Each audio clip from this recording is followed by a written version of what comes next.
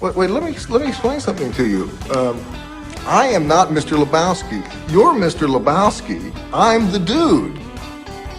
Why don't you make like a tree and get out of here? Now I'm here to answer any questions you children may have about the monorail. Me! Can it outrun the Flash? You bet. Can Superman outrun the Flash? Sure, why not? It's the Al Travis Show, and we're lucky to have our next guest on. He's Senator Andrew Lang. Senator, how are you, my friend? Good. How are you doing, Al?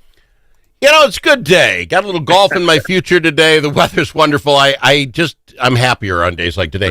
I've been a little, and I had Senator Putnam on earlier today, and I'm a little miffed, if that's the right word, with the process of this. And what I mean by that is, you know, I get to talk about it all the time. I don't think most people pay as much attention. I don't mean that I'm smart in any way, but I don't get the process.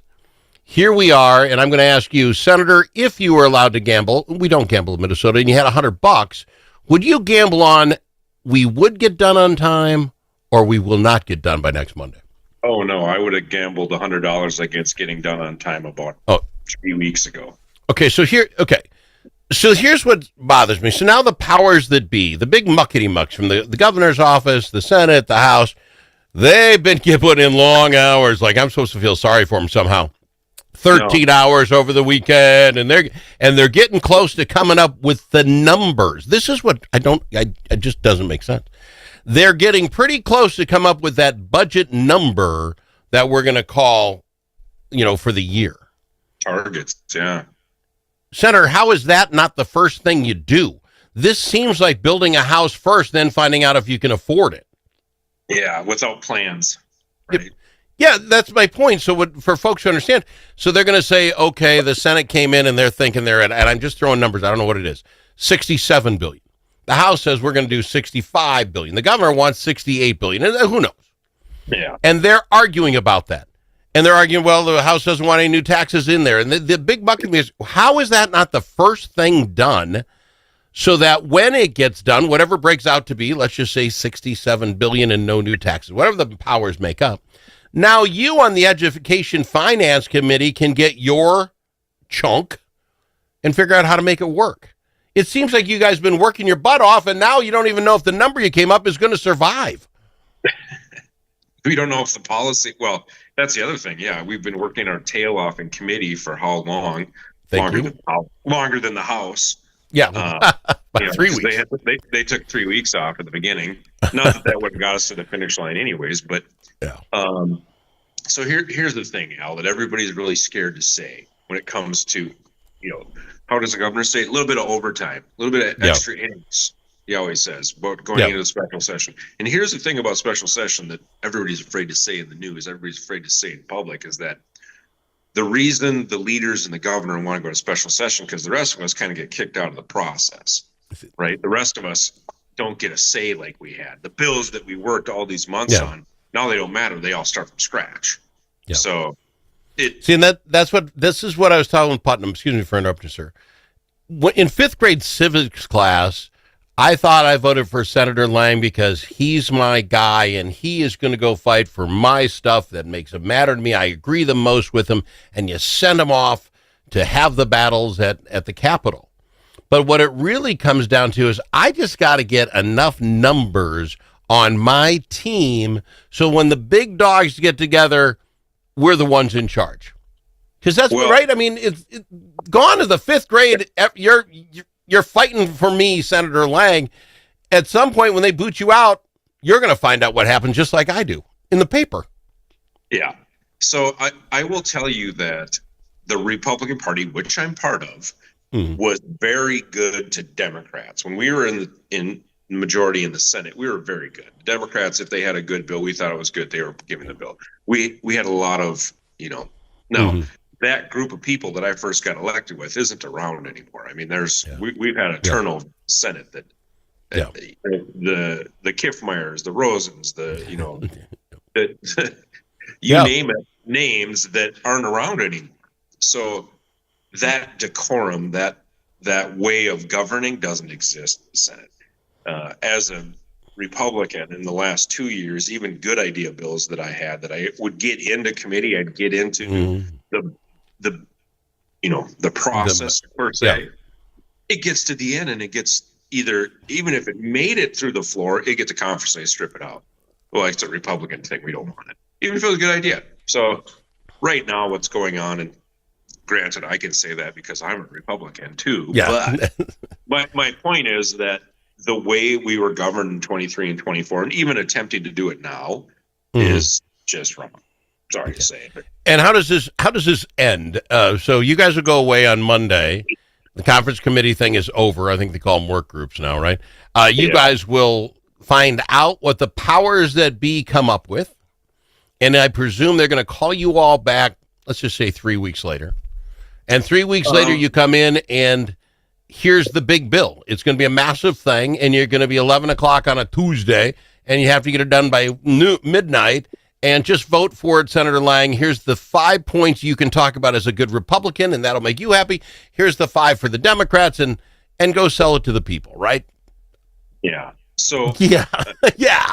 We have to. That is exactly right. And in fact, we have to have everything done by July 1, right? Otherwise, the state shuts down, which it never really shuts down. They just keep spending money. That's the way it works. So the things they'll shut down will be, forest rangers, rest stops, things that people notice, so they really feel the shutdown. The pain. Right. So that has to be done by July 1. Usually, when we went to a special session, there are a couple times, like we've gone to special session a lot. In 9 years, I think I've done it 7 times. So if there's a little bit to do, we can just go into that extra innings, right? It's like, we have 3 bills to pass. We have time to do it because we can get out here at midnight. Sure. Then the next day. But the way it's going to work this time is that this House and the Senate are so far apart. Some of these bills don't even look like the same topic. I mean, they're so far apart. And the committees have, the conference committees meet and people are like, nope, digging their heels in. And it's like, well, this is going to be interesting. Republicans have said no new taxes and fees, period. And I tend to agree with that after the last 2 years. That's kind of a non-starter. If there's a tax, a fee, a cost shift that the governor's been great at doing, we're not doing it. Sorry. Let me ask you this, though. How firm will the rest of the Republicans be? And what I mean by that is it's actually kind of fun. This is our stuff. We get our base wound up. But when you get the June 30th, and we're looking at closing things down and people start getting mad, the press is going to say it's those darn Republicans. They just won't listen. They won't put a fee on. They won't move this stuff over to the counties. You're going to get beat up pretty good. Will the Republicans hang? Yeah, we're a year and a half from election. It doesn't really matter. That's an honest answer. That is a great answer. I've got to go to break. I want to rip you a little bit on the education, if we can, because I know you're on the Education Finance Committee, and news came out, great news for Minnesotans. 84.2% of kids graduated last year. This is huge. Every demographic we look at, everything we check by skin color, sex, orientation, it doesn't matter, financial, everybody graduated. And I want to talk about why that might not be as good a thing as everybody thinks. We'll talk about it after this on the Alex Matter Show. All the special interests are represented in St. Paul. But who speaks for you? Center of the American Experiment does. Our policy fellows dig into the tough issues that matter to you and offer common sense solutions on education, taxes, crime, and energy. American Experiment is the trusted, nonpartisan voice of Minnesotans like you. We are working every day to make Minnesota a better, safer, more prosperous place. We are American Experiment. Go to americanexperiment.org to learn more. Dust from livestock buildings can be harmful to your animals and to you. Coughing animals can lead to costly vet visits and other serious health problems. Now there's an environmentally safe solution for your dust problems. It's called DustLock. DustLock can control the dust all summer long with just one application. Protect your animals and your health with DustLock. Learn more at dustlock.com.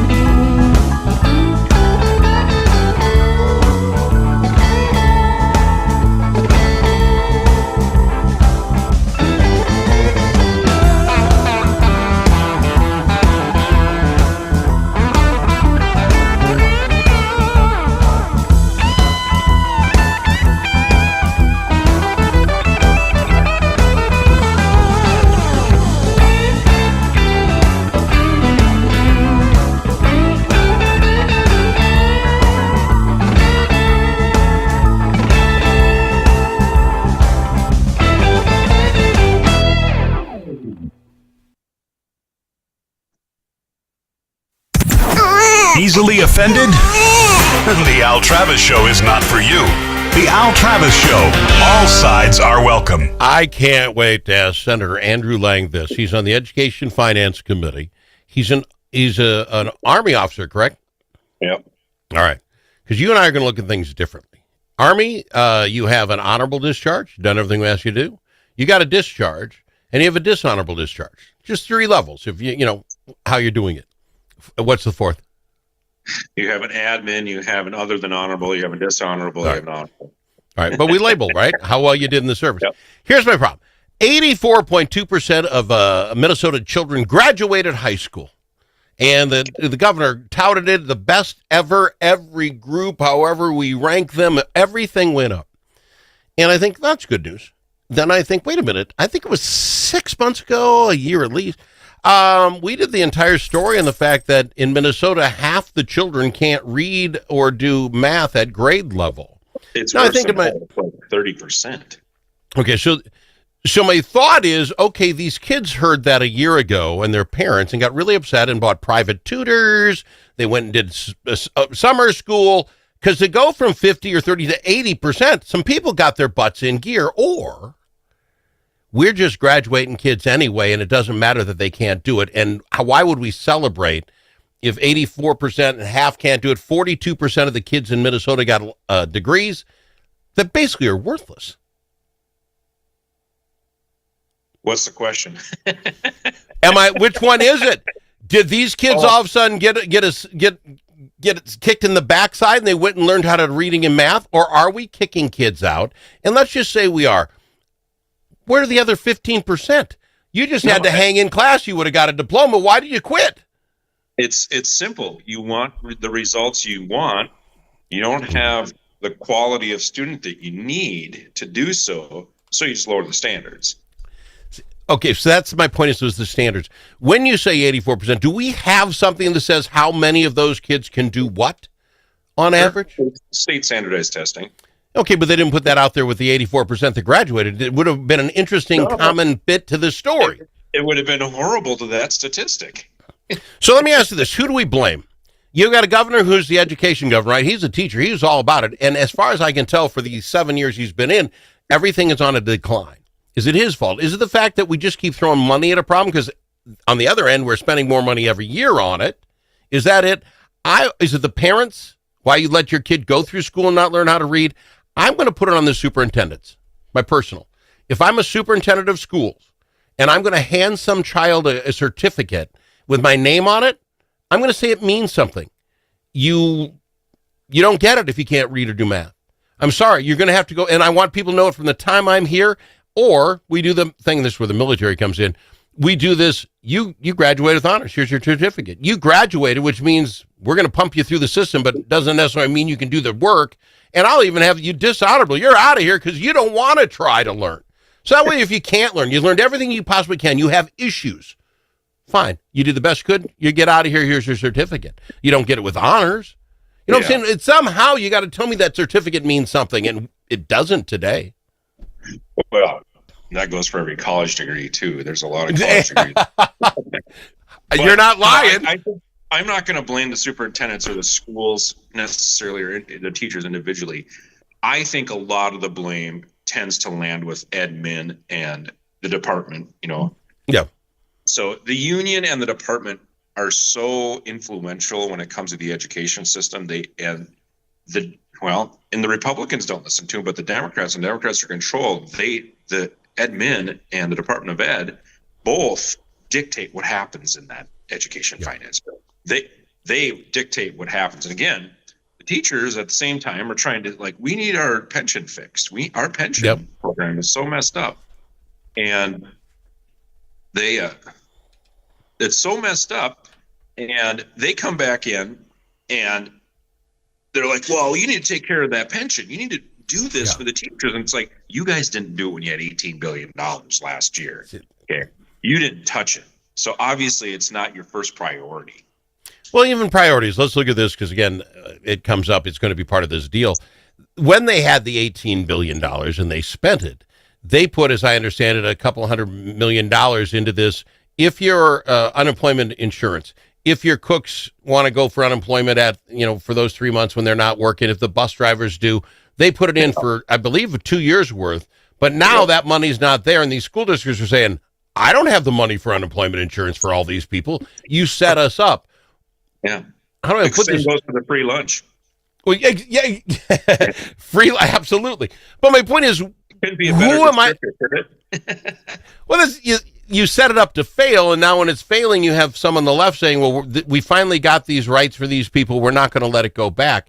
Then don't they have to, by rule, then come up with where do you want to cut it? You jacked it up to that money. Where's it come from? But I'm back to the school thing. Who would, Senator Lang, you live this, and God love you for doing it, because I would go, I could not sit across the aisle and listen to these things and not yell.